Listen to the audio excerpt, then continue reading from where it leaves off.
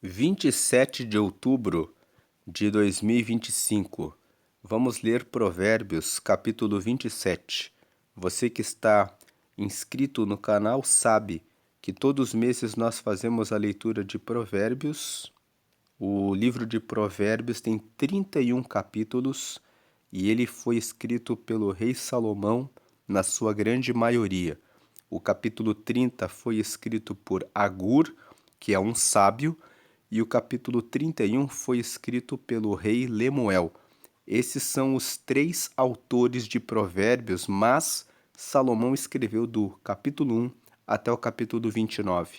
A grande maioria do livro de Provérbios. E ele nos informa no capítulo 1 que o objetivo dele ter escrito Provérbios é trazer sabedoria para a nossa vida, para podermos seguir a Deus acima de tudo. Ele fala isso em Provérbios no capítulo 1, no versículo 7, que o princípio da sabedoria é o temor ao Senhor, mas os loucos desprezam esse conhecimento. Então, o temor ao Senhor significa o extremo respeito ao Senhor.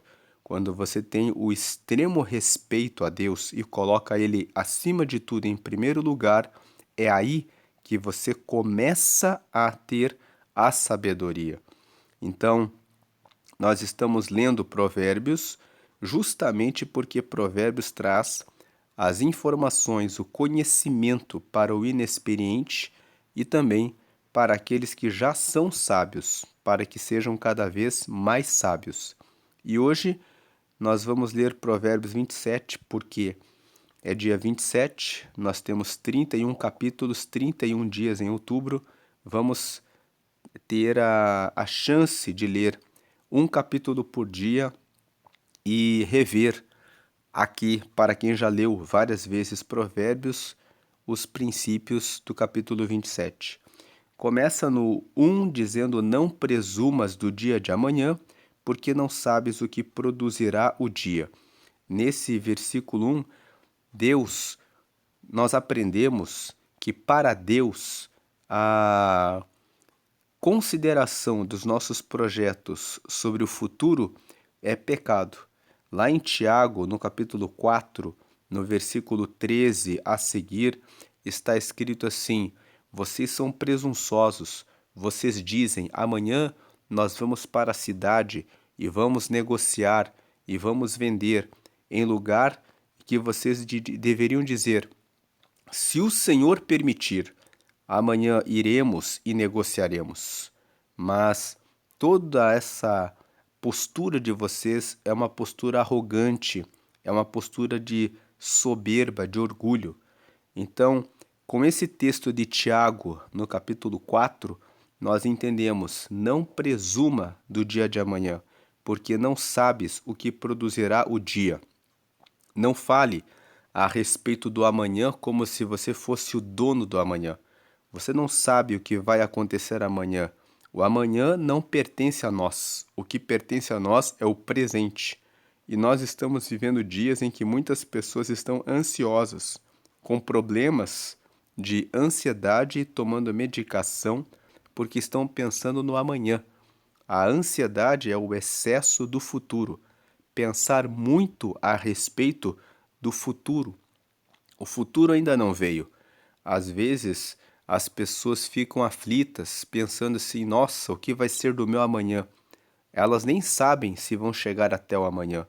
Viva o presente, dando o melhor que você tem, porque o amanhã virá amanhã e se for da vontade de Deus.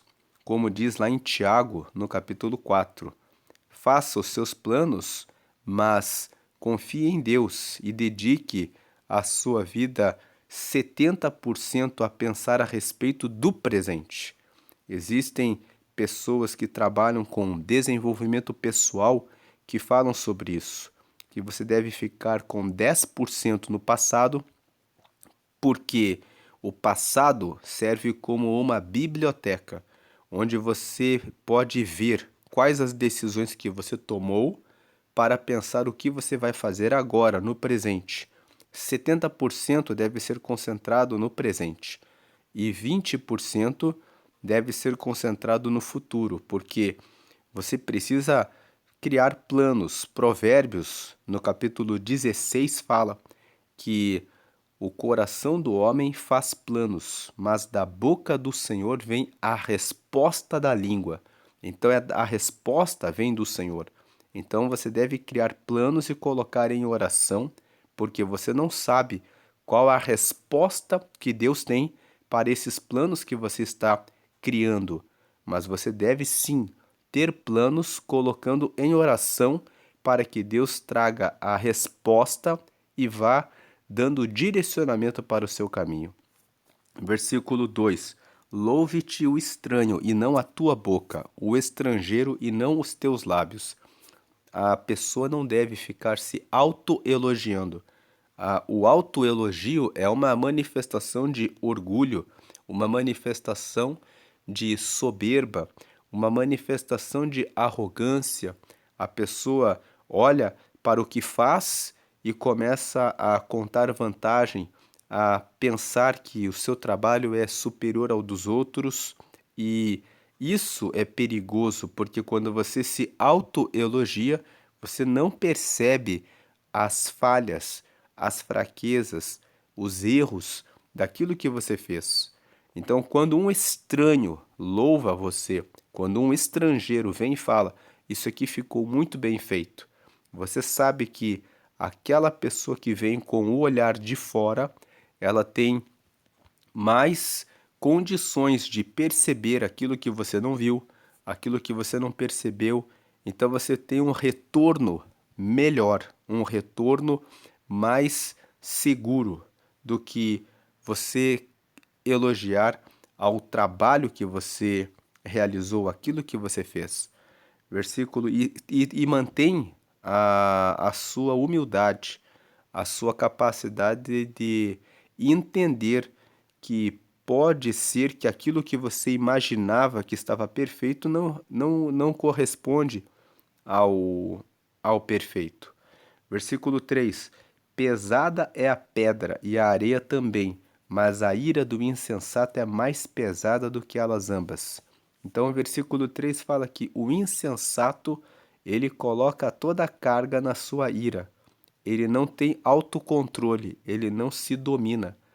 Ele deixa que a ira tome conta do seu espírito por completo e ele não avalia o seu coração.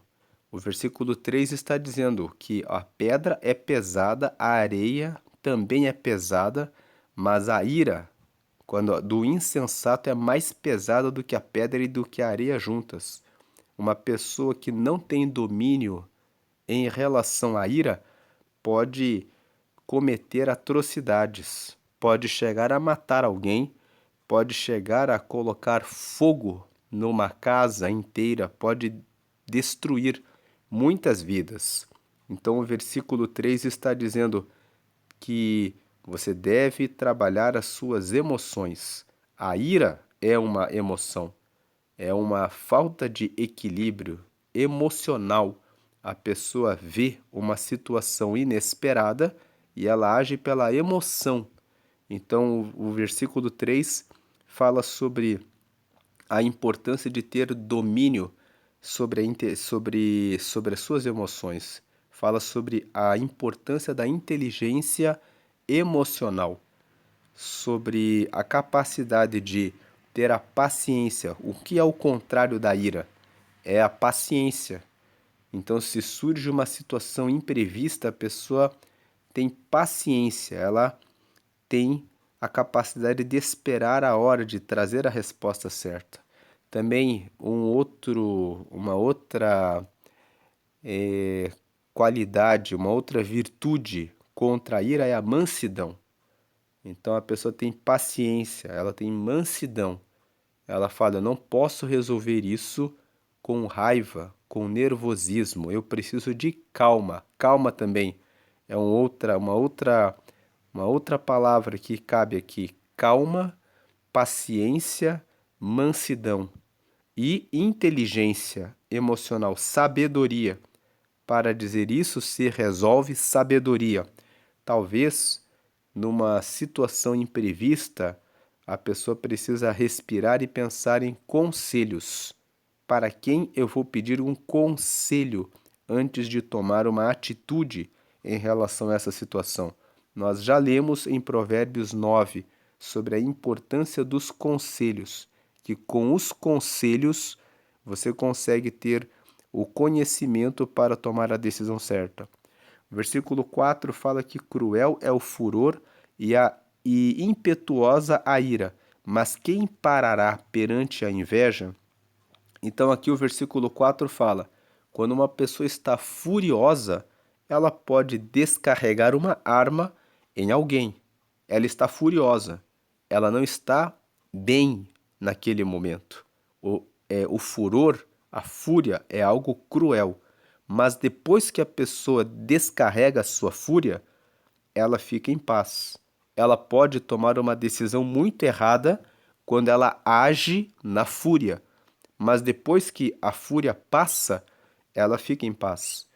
A ira, ela tem uma característica, ela é impetuosa, a pessoa age pelo ímpeto e faz alguma coisa, pode também acabar matando alguém, colocando fogo em uma casa, cometendo atrocidades.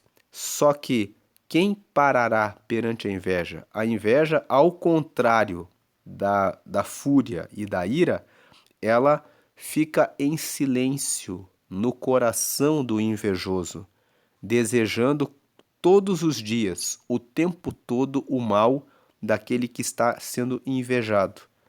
Então a fúria e a ira, elas são, a fúria é cruel, a ira é impetuosa, mas depois que a pessoa deu vazão para a fúria e para a ira, aquilo sai do coração da pessoa. A pessoa não fica escondendo aquele sentimento, carregando aquele sentimento. A inveja é o oposto. A inveja, ela fica guardada no coração e aquilo fica como uma maldição sobre o invejoso. O versículo 4 está dizendo: se você guarda inveja, aquilo vai ficar destruindo a sua vida lentamente e todos os dias. Em Provérbios capítulo 14, no versículo 30, está escrito que a inveja é a podridão dos ossos. Nós sabemos que os ossos são a estrutura mais interna do nosso corpo e que nos dão sustentação. Então imagine a podridão dos seus alicerces, a podridão dos seus ossos, a podridão da estrutura que sustenta você. Então ele fala aqui que a inveja, quem parará perante a inveja? A inveja, ela corrói o invejoso. E de onde vem a inveja? A inveja, ela vem da comparação com o resultado do vizinho, com o resultado do próximo. E muitas vezes a comparação com o resultado do próximo é injusta, porque o invejado, aquele que tem um resultado que está sendo invejado, ele certamente que ele lançou sementes e que ele fez um conjunto de atividades para conseguir aquele resultado, que muitas vezes o invejoso não fez ainda. E ele fica com inveja do resultado, sem pensar que ele, o invejoso, deveria fazer as mesmas coisas que o invejado fez, porque ele pode conseguir aquele resultado. Se você ler a história de Caim e Abel em Gênesis, lá no capítulo 4, você vai ver que os dois ofereceram sacrifício ao Senhor. Deus recebeu o sacrifício de Abel e não recebeu o de Caim. Caim ficou com o semblante caído, ficou com inveja do seu irmão Abel. E Deus disse para Caim: se você fizer o bem, você também não será aceito? Então Deus disse para Caim: se você fizer o bem, porventura você não será aceito? Ele poderia oferecer um novo sacrifício com a dedicação e o amor que Abel ofereceu, e Deus receberia. mas ele preferiu dar lugar à inveja. E diante da inveja ele acabou matando seu irmão. Então, quando o versículo 4 fala: cruel é o furor e impetuosa a ira, mas quem parará perante a inveja? Como que você para a inveja do invejoso contra você? Você não para. Só o próprio invejoso pode tomar consciência a respeito desse sentimento, do quanto ele é negativo e perceber que ele está com uma visão equivocada. Ele está olhando para o resultado do outro sem levar em conta o que ele fez até ali para ter aquele resultado. Então, se o invejoso pensar assim, aquela pessoa estudou, hoje é médico, hoje é advogado, hoje tem a empresa dele, hoje tem o negócio dele. Aquela pessoa que é médico, que é advogado, que tem a empresa dela, ela ficou anos se preparando para aquilo. E o invejoso fala: eu queria ser médico, eu queria ser advogado, bem que eu queria ter o meu negócio, bem que eu gostaria de ter aquele carro, mas o que a pessoa fez, se ela avaliar o que ela fez e o que ela precisa fazer para conseguir aquele resultado, a inveja, ela perde a sua força. Então, se Caim prestasse atenção no que Deus disse para ele, faça a mesma coisa que Abel fez. Faça o seu melhor e você vai ser aceito. Ele não aceitou a voz de Deus e preferiu dar lugar à inveja, e a inveja acabou levando ele a matar o seu irmão. E essa história nos faz pensar que a inveja é um sentimento, um sentimento perigoso. Se você está sentindo inveja de alguém, não olhe para o resultado. Não compare o resultado da pessoa com o seu resultado. Compare as atitudes da pessoa com as suas atitudes. Pense, essa pessoa ficou estudando durante os últimos 6 anos para ser médico. Ela ficou durante 5 anos estudando e depois ainda estudou para fazer o exame da OAB, para ser um advogado. Essa pessoa ficou muitos anos se preparando, tomando conhecimento para poder abrir esse negócio. Então, enquanto que eu não fiz nada, então não tem por que ter inveja. Não tem por que eu olhar para o resultado da outra pessoa, sendo que eu não fiz nada do que ela fez para ter esse resultado. Versículo 5.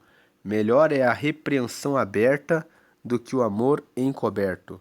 Versículo 5 fala que é melhor você falar aquilo que você pensa, porque quando você fala, as pessoas podem saber o que fazer para mudar. Então é melhor você falar abertamente, apresentar uma repreensão do que o amor encoberto. Do que adianta uma pessoa gostar de outra pessoa, uma pessoa que é solteira, tem interesse em alguém, mas não declara que tem esse interesse. Então, amor encoberto não resolve nada. Aquilo que você não fala não traz saída, não traz resposta nenhuma. O versículo 5 é um convite a expresse, comunique as suas ideias. Fale a respeito daquilo que você sente, a respeito daquilo que você quer para melhorar o seu casamento, melhorar o seu relacionamento. É melhor a repreensão aberta, as pessoas sabem o que você está pensando, do que o amor encoberto. Tem uma reclamação de muitas mulheres que os maridos jogam a toalha molhada na cama, não guardam a roupa com que chegaram do trabalho no lugar certo, não colocam as coisas nos lugares que foram especificados dentro de casa. Então é melhor que você diga, porque às vezes dentro de um relacionamento, uma das partes não fala que aquela atitude incomoda ele, incomoda ela. Fale para o seu marido, para a sua esposa: olha, isso me incomoda. Quando você fala isso, isso me machuca. Quando você faz isso desse jeito, isso não é agradável para mim.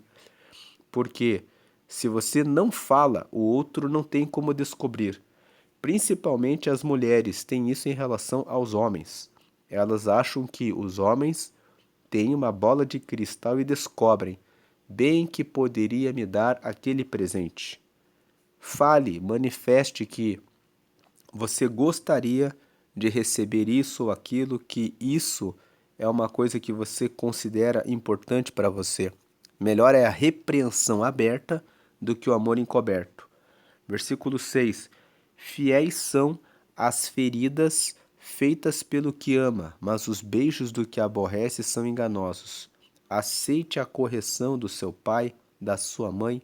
Aceite a palavra que te fere, que vem da sua esposa, que vem do seu marido, porque ele ama você, ela ama você. Porque é melhor do que o elogio daquele que é mentiroso, daquele que é falso, daquele que vem com palavras enganosas. Versículo 7. A alma farta pisa o favo de mel, mas a alma faminta todo amargo é doce. O versículo 7 chama para a gratidão. Agradeça por aquilo que você tem recebido. Às vezes nós esquecemos de agradecer por tudo que temos recebido, mas vamos agradecer pelo que temos. Lá em 1 Tessalonicenses, no capítulo 5, está escrito que em tudo dai graças, porque essa é a vontade de Deus. Versículo 8: Qual ave que vagueia longe do seu ninho, tal é o homem que anda vagueando longe do seu lugar. Então, aqui está fazendo uma comparação. Se uma ave está longe do seu ninho, ela fica perdida, sem saber aonde vai. O homem também, que anda vagueando longe da sua família, longe da cidade em que nasceu, fica sem ter uma direção, uma orientação. Então, o versículo 8 está aqui para dizer o seguinte: se você vai mudar de cidade para estudar, para trabalhar, para começar um novo projeto, busque as informações antes de fazer esse percurso. Não vá para um lugar sem que você tenha feito uma avaliação, sem que você tenha estudado. Tem muitas pessoas que pensam: eu gostaria de ir para Portugal, para os Estados Unidos, para o Japão, para a Alemanha. Ou às vezes a pessoa pensa em mudar dentro do próprio país. De repente quer ir para São Paulo, para o Rio de Janeiro, para o Nordeste ou para o Sul. Antes de mudar completamente a sua vida e chegar no lugar e ficar vagueando sem ter um direcionamento, procure tanto quanto possível informações, fale com pessoas. Entre numa rede social no Facebook, tem muitas redes sociais que dizem brasileiros em Orlando, brasileiros em Paris, brasileiros na Espanha, por exemplo. E você pode ver quais são os relatos das pessoas naquele lugar. E você pode chegar até o lugar, até às vezes fazendo amizades com alguém já antes de chegar até aquele lugar. Então, se você pode se preparar melhor para chegar em um lugar, você deve fazer isso, não ficar vagueando. Versículo 9: O óleo e o perfume alegram o coração, assim a doença do amigo com o conselho cordial. Então, o óleo era muito usado como remédio e o perfume para trazer um bom cheiro para o ambiente, para o corpo da pessoa. Então, o óleo e o perfume alegram o coração. Assim, a doença do amigo com o conselho cordial. Da mesma forma como o óleo era usado para aliviar as dores das feridas e o perfume como uma forma de diminuir o mau cheiro das doenças, das feridas, trazendo alegria para o ambiente, o conselho cordial, né? A palavra amiga traz o consolo, o conforto no momento da doença. Então, o versículo 9 está dizendo: não deixe de trazer uma boa palavra para aqueles amigos que estão doentes. Seja uma pessoa agradável, seja um amigo que tem um conselho cordial, que tem a cordialidade nos momentos de sofrimento por doença, por enfermidade das pessoas que você conhece, porque isso traz alegria para o coração. Assim como você também gostaria de receber uma palavra amiga na hora em que você estivesse doente. Versículo 10: não abandones o teu amigo, nem o amigo de teu pai, nem entres na casa de teu irmão no dia da tua adversidade. Melhor é o vizinho perto do que o irmão longe. Esse versículo 10 fala sobre o valor das amizades. Quando ele fala que não abandones o teu amigo, nem o amigo de teu pai, não abandones os seus amigos, nem os amigos antigos da família, aqueles amigos que já são amigos da família. E no dia em que você estiver passando por dificuldades, é melhor você contar com seu vizinho do que ligar para um parente, para o irmão que está bem longe, que você vai compartilhar a sua dor e só vai deixar aquele seu parente de longe preocupado, porque ele não vai poder fazer nada, ele não vai poder ajudar você. Então o versículo 10 está trazendo essa orientação. Se você pode contar, não abandone nenhum dos seus amigos, porque os amigos são muito importantes nas horas difíceis. Os amigos verdadeiros são aqueles que ajudam na hora da angústia. Lá em Provérbios 17:17 está escrito que é muito bom ter amigos e que na hora da angústia o, o amigo se torna um irmão. Então, o seu irmão, no dia da angústia, pode não ser o seu irmão de sangue, pode ser o seu amigo. O versículo 10 fala: valorize as amizades. Tem pessoas que não são amigas de ninguém, elas são amigas só delas próprias. E em Provérbios 18, nós já lemos Provérbios 18, que fala sobre o valor dos relacionamentos. Quem está acompanhando aqui a leitura diária de Provérbios vai lembrar que Provérbios 18, versículo 1 fala assim: busca o seu próprio interesse, aquele que se isola, aquele que se afasta. Mas ele está tomando uma atitude tola, porque aquele que se isola e só busca o seu próprio interesse, no dia da adversidade ele está sozinho, isolado. Ele não tem apoio de ninguém. Então, Provérbios 18 fala que aquele que se isola se insurge contra a verdadeira sabedoria. Qual é a verdadeira sabedoria? É alimentar os relacionamentos, alimentar as amizades. Ter amigos é importante. Inclusive, no próprio capítulo 18, no versículo 24, fala que existe amigo que é mais chegado que um irmão. Existe amigo que entende você muito mais do que o seu próprio irmão de sangue. E às vezes o seu irmão de sangue cresceu junto com você, mas ele pensa totalmente diferente de você. E tem um amigo que entende muito mais o que você sente e consegue te ajudar muito mais. Versículo 11: sê sábio, filho meu, e alegra o meu coração, para que tenha alguma coisa que responder àquele que me desprezar. O versículo 11 fala para os filhos serem bons filhos, cuidando dos seus pais, trazendo resultados, porque no dia em que alguém quiser dizer para o seu pai, para a sua mãe, que você não deu certo, ele vai ter um motivo para dizer: o meu filho deu certo sim. Então o versículo 11 está dizendo: seja sábio, meu filho, alegra o meu coração, para que eu tenha alguma coisa que responder àquele que me desprezar. Quando você honra o seu pai e honra a sua mãe dando resultados na sua vida, quando seu pai e a sua mãe são desprezados, eles podem dizer: o meu filho foi muito bem. Versículo 12. O avisado vê o mal e esconde-se, mas os simples passam e sofrem a pena.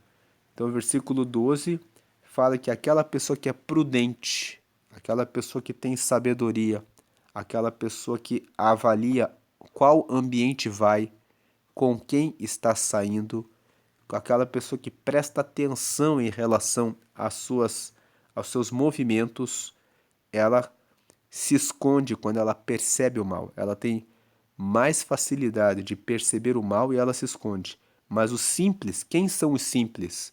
Aqueles que não buscam sabedoria, aqueles que não buscam experiência em relação à vida. Elas não procuram avaliar os ambientes em que vão, não avaliam as pessoas com quem estão saindo, não avaliam se o que estão fazendo vai trazer um bom resultado. O simples, aquele que não avalia a hora que sai de casa, porque muitas vezes a pessoa sofre um furto, um roubo, um acidente, porque ela não presta atenção em relação à hora que sai, aonde vai, com quem está saindo, se a pessoa com quem está fazendo amizade é uma pessoa confiável, se tem boa índole. Então os simples, eles passam e sofrem a pena. Se você for simples, não ouvir as palavras da sabedoria, só você vai sofrer a pena. Nós já lemos isso em Provérbios nos primeiros capítulos. Lá no capítulo 9 está escrito assim: Ei, vocês que são simples, a sabedoria colocou a sua mesa, preparou a sua refeição, já matou a sua vítima, ou seja, já ofereceu, colocou a mistura na mesa, já preparou a sua bebida, o seu vinho, que simboliza alegria. Venham e comam da sabedoria. Mas a mulher tola, que é a tolice, ela também convida os simples. Também chama todos os dias para que comam da sua loucura. Então os simples, eles não escutam a sabedoria. Eles passam e acabam sofrendo as consequências. 13. Quando alguém, então o versículo 12 é: você tem buscado a sabedoria? Você tem avaliado seus passos? Ou você tem vivido uma vida do deixa a vida me levar? Em que você não avalia os seus amigos, os ambientes em que você vai, o que você está fazendo da sua vida. Versículo 13. Quando alguém fica por fiador do estranho, toma-lhe tu a sua roupa e penhora-o pela estranha. O versículo 13 está dizendo: se você aceita ser fiador de alguém, então pode pegar a roupa, pode pegar a sua roupa e penhorar pelo estranho. Em outras palavras, você corre o risco de passar vergonha em função por assumir uma dívida que não é sua. Então, aquele que assume a fiança de alguém merece perder a sua roupa e passar por situações difíceis, porque assumiu uma obrigação quando não tinha condição de assumir aquela obrigação. Em Provérbios, no capítulo 6, do versículo 1 até o versículo 5, diz que se você aceitou ser fiador de alguém, você deve ir até aquela pessoa e não dar sono aos olhos, até que a pessoa assine a, a, a, a liberação daquela fiança. Porque se você, lá está escrito assim, se você assumiu a fiança de alguém, você se colocou dentro de uma rede. Faz uma coisa agora, corre atrás da pessoa, não dê sono aos teus olhos até que ela assine a sua liberação daquela fiança. E quando falamos de fiança, também falamos de empréstimo de dinheiro. Quando alguém empresta dinheiro para um estranho, toma-lhe tu a sua roupa e penhora-o pela estranha. O estranho não vai fazer o pagamento daquele dinheiro que foi emprestado. Na maioria das vezes, se você conversar com quem já emprestou dinheiro, a pessoa vai dizer a você: eu não recebi de volta. Se a pessoa pede emprestado a você, é porque ela não sabe fazer a administração do próprio dinheiro. Então, emprestar dinheiro para alguém é a mesma coisa que perder o dinheiro e perder o amigo também.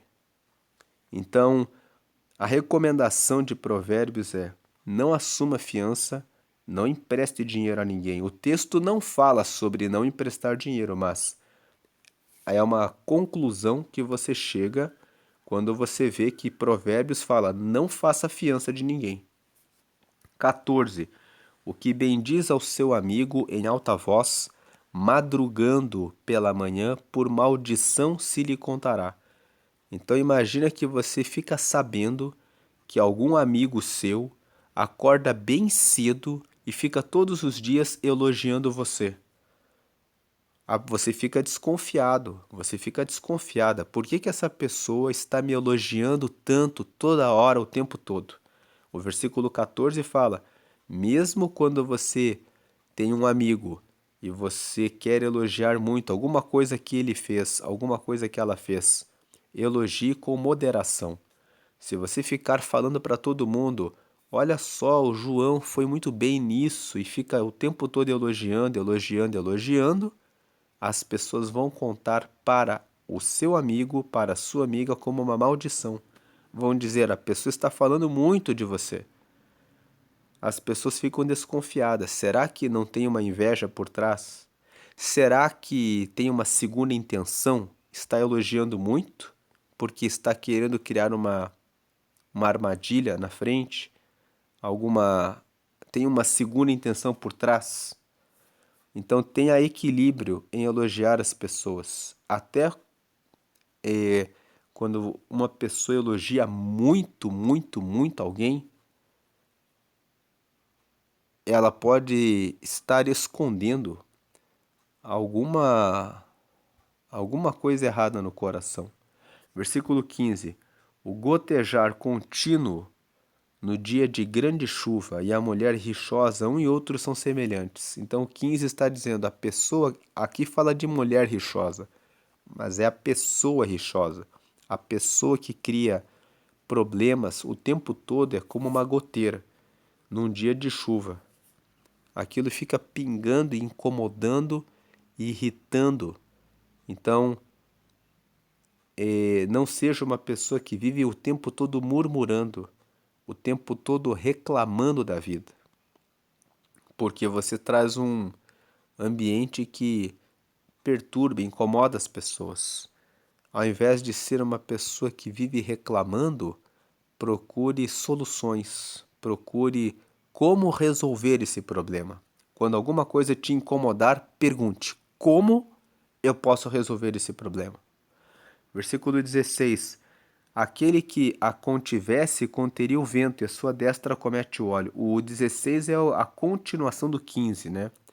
Então ele fala aqui, o 15, o gotejar contínuo no dia de grande chuva e a mulher rixosa, um e outro são semelhantes. 16, aquele que a contivesse conteria o vento, e a sua destra comete o óleo. Aquele que tenta conter a pessoa reclamona, a pessoa que vive reclamando da vida, estaria combatendo contra o vento. Você não tem como segurar o vento. E a sua destra comete o óleo, você não segura o óleo. Então, os versículos 15 e 16 estão dizendo que é muito difícil quando você está com uma pessoa reclamona, uma pessoa que vive criando contenda, criando conflito, de você convencer essa pessoa que é melhor ela encontrar as soluções. O 15 e o 16 nos trazem aqui algumas reflexões. Se você está namorando uma pessoa assim, repense se vale a pena levar avante esse namoro. Se você é essa pessoa que vive reclamando, veja que os versículos 15 e 16 estão dizendo: você está gerando perturbação, inquietação nas pessoas à sua volta. Mude esse comportamento, comece a pensar: é melhor eu encontrar uma forma de resolver o problema do que reclamar. Se você está dentro de tem colaboradores assim, é de se pensar: será que não é hora de demitir esse colaborador? Porque uma pessoa que vive reclamando dentro da equipe acaba gerando prejuízo no seu resultado. Então, isso é algo a se pensar. Tem várias aplicações esse texto. Uma pessoa que reclama, dependendo do contexto, precisa ser desligada se a pessoa não muda. O versículo 16 fala que é muito difícil de mudar uma pessoa que vive com rixas, que vive reclamando, que vive criando contenda. O versículo 16 fala que se você tenta segurar essa pessoa, é como se você estivesse tentando segurar o vento. E que é como a destra que acomete o óleo. Então veja se você não tem sido essa pessoa e mude, focando em soluções e não nas reclamações. Versículo 17. Como ferro com ferro se aguça, assim o homem afia o rosto do seu amigo. Então, versículo 17, mais um versículo que fala da importância de estabelecer relações com as pessoas. Como o ferro afia o ferro, o homem afia o amigo. Então, um amigo afia o outro amigo. Nos relacionamentos, você vai percebendo as suas fraquezas, as suas virtudes, e você pode melhorar com os com a conversa com seus amigos, porque eles vão dizer a você: você vai muito bem aqui. Ah, aqui você poderia fazer assim, ou poderia fazer dessa forma. Então você aprende com seus amigos, assim como você também ensina os amigos, mostrando o caminho melhor naquilo que você sabe mais para ajudar os seus amigos. Então, ter relacionamentos, ter amizades é algo que traz crescimento. É isso que o versículo 17 fala. O versículo 18: o que guarda a figueira comerá do seu fruto, e o que vela pelo seu senhor será honrado. Aquele que cuida bem do seu trabalho. Quem guarda uma figueira, aquele que planta aquela figueira e fica cuidando da figueira, vai comer do seu fruto. Então, aquele que cuida do seu senhor será honrado. Versículo 19. Como na água o rosto corresponde ao rosto, assim o coração do homem ao homem. O versículo 19 fala que o nosso coração é que corresponde a quem nós somos. Se o teu coração for bom, todo o seu coração é todo o seu ser é bom. Mas se o seu coração é mau, todo o seu ser é mau. Então, lá em Provérbios 4:23 está escrito: sobre tudo o que você deve guardar, guarda o teu coração, porque é dele que procedem as saídas da vida. Então, é necessário cuidar bem do coração, porque o coração é que traz as respostas nos momentos difíceis para a vida. Lá em Jeremias, no capítulo 17, está escrito que o coração é enganoso, mais do que todas as coisas. Por causa desse versículo, muitas pessoas dizem: você não pode seguir o coração, porque o coração é enganoso. Só que, se a pessoa busca sabedoria, o coração dessa pessoa está treinado para trazer a resposta certa. E o versículo 19 fala isso, que como na água o rosto corresponde ao rosto, assim o coração do homem ao homem. Se você trabalha no seu coração, corrigindo as suas vontades, os seus desejos, alinhando com a palavra de Deus, então seu coração é um coração que está no caminho certo. E você pode seguir o coração. Você não pode seguir o coração enganoso, o coração que não foi tratado, um coração que não é lavado diariamente, um coração que carrega mágoa, raiva, perdão, raiva, que não perdoa, que carrega inveja. Esse coração não pode ser seguido, porque esse coração é enganoso.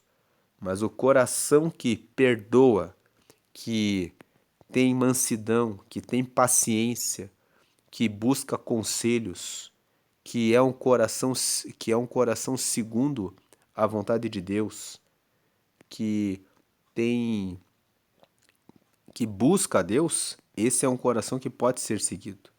E Provérbios 4:23 fala: você deve guardar o coração, porque é do coração que saem as respostas da vida.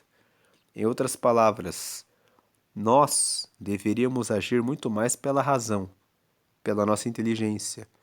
Mas na hora em que alguém dá uma fechada em você no trânsito, você não pensa: provavelmente ele está com pressa e agora ele, me fechou porque ele está preocupado, ou de repente a mãe, ou de repente a esposa está doente, por isso que ele está correndo. Na hora que você toma uma fechada no trânsito, você às vezes fala um palavrão. Às vezes você fala: por que ele fez isso? Com raiva, no ímpeto. Então nós vemos que numa situação de trânsito, nós já percebemos que nós reagimos muito mais pela emoção do que pela razão. Então, por isso é importante tratar o coração, para que as emoções estejam tratadas e na hora da situação você dê essa resposta mais conforme a sabedoria. Versículo 20: o inferno e a perdição nunca se fartam, e os olhos do homem nunca se satisfazem. O versículo 20 fala sobre a cobiça. O ser humano vive sempre insatisfeito. Ele olha para um carro, ele olha para uma casa, ele olha para alguma coisa que ele comprou, um equipamento, um aparelho de telefone celular, uma televisão, vem um modelo novo e a pessoa já fica ali olhando para o próximo modelo.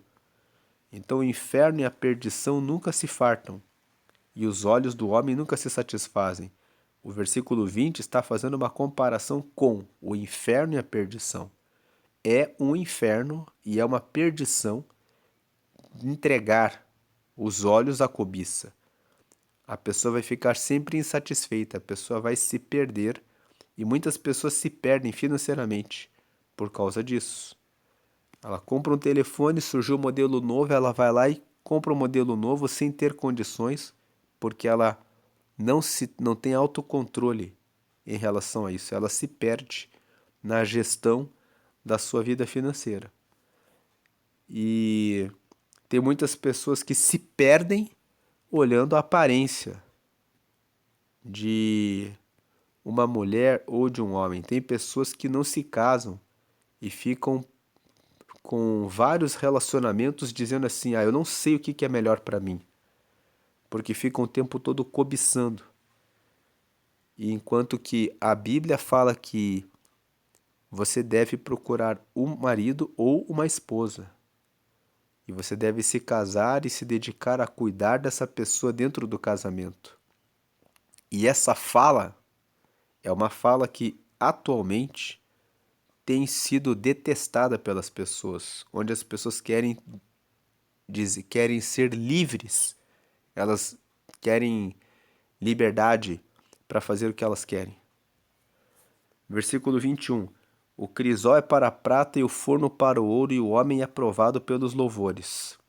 Então, o crisol você usa para limpar a prata, o forno você usa para purificar o ouro, e o homem é provado pelos louvores. Quando você elogia uma pessoa, você vê se ela vai ficar arrogante, soberba, ou se ela recebe o elogio com consideração, com considerações, com verdade, avaliando se aquilo é verdade, até que ponto é verdade.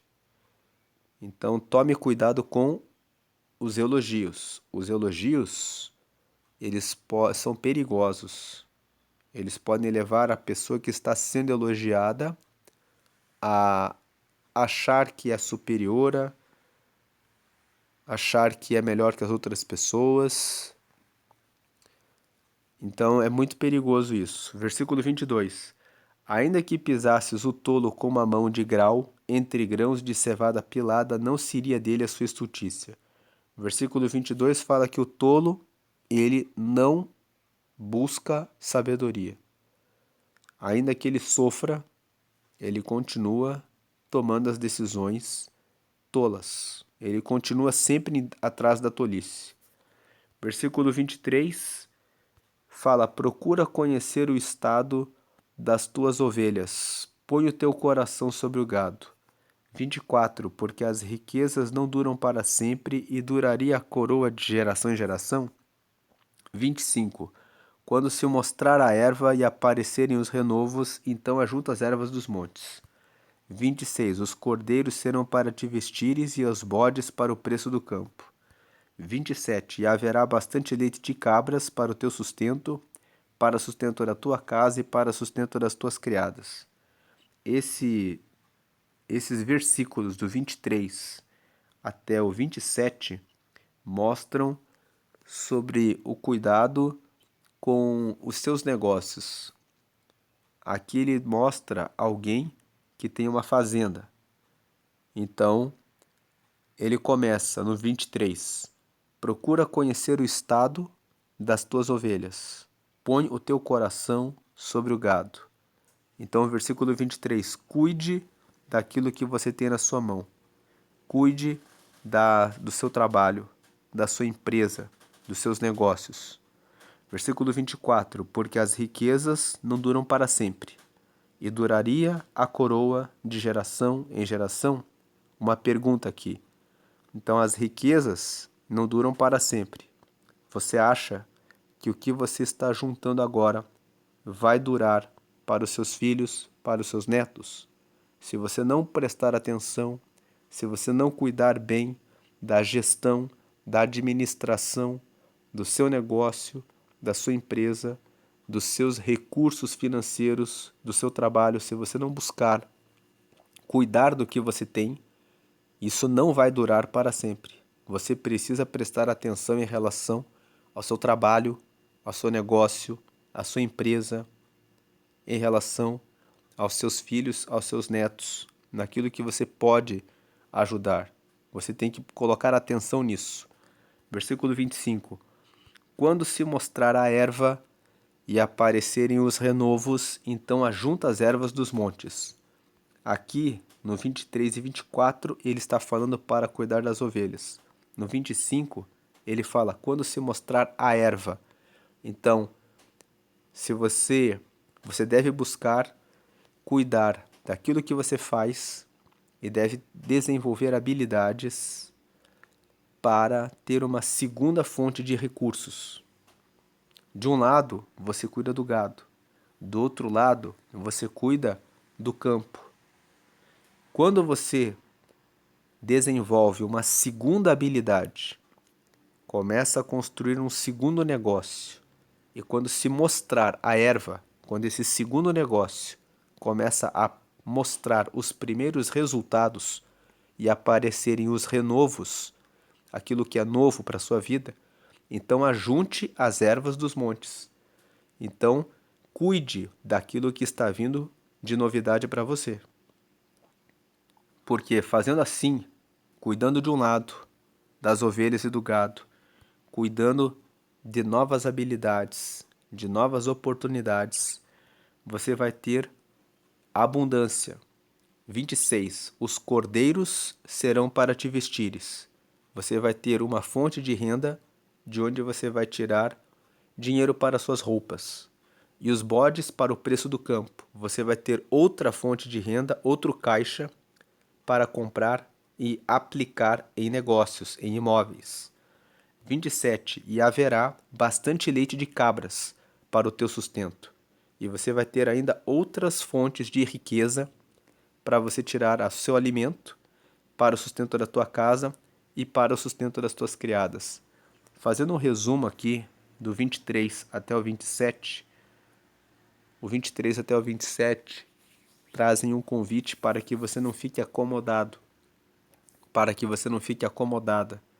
Tem muitas pessoas que trabalham 20 anos numa mesma coisa. Elas não buscam desenvolvimento para uma situação de imprevisto. Então, quando aquela empresa fecha, quando aquele negócio não está indo bem, ela acaba passando por crises financeiras, porque ela não olha para essa questão da riqueza e do sustento como algo importante. E aqui o 23 até o 27 fala: procura conhecer o estado das tuas ovelhas. Procure saber a respeito disso. Porque isso vai trazer mais comodidade, mais capacidade de gerenciamento nas crises, nos momentos difíceis. Essa é a meditação de Provérbios 27. Deus abençoe a sua vida.